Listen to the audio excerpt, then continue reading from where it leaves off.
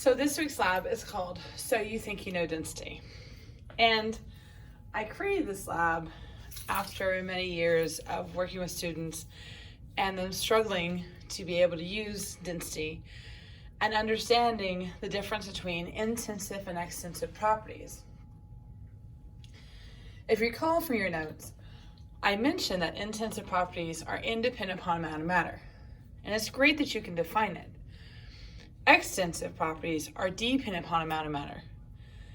In this lab, you will be working with those definitions and the concept of density so that you can apply the vocab word,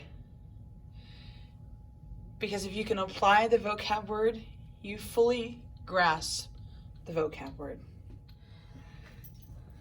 Okay, so as you got to know me, I sometimes do things a little bit different than what you're accustomed to. And it's okay, because it's intended to make you think. So, honestly, I went to a drive-in movie theater and was watching something and went, I need some stuff for a density lab.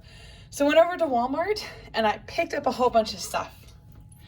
Because you should be able to determine density no matter what I gave you. So, this is just some of the items that we have, and there is a PowerPoint that actually helps name them, but I'll just point out a few things to you.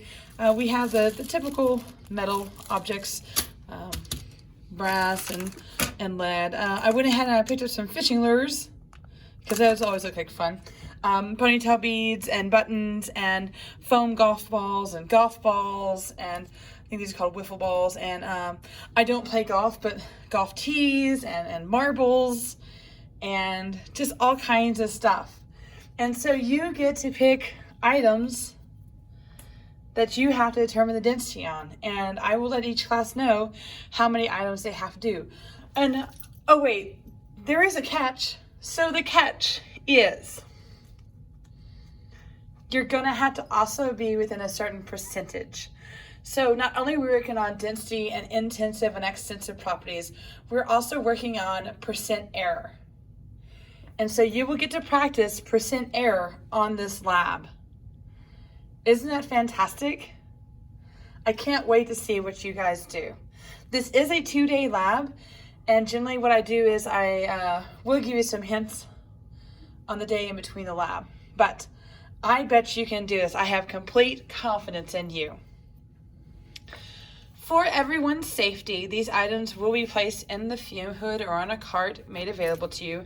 I do request that you do wash your hands every time that you handle these. Okay? So do wash your hands on a regular basis. Let's make sure that we practice good hygiene so that we can stay healthy and happy.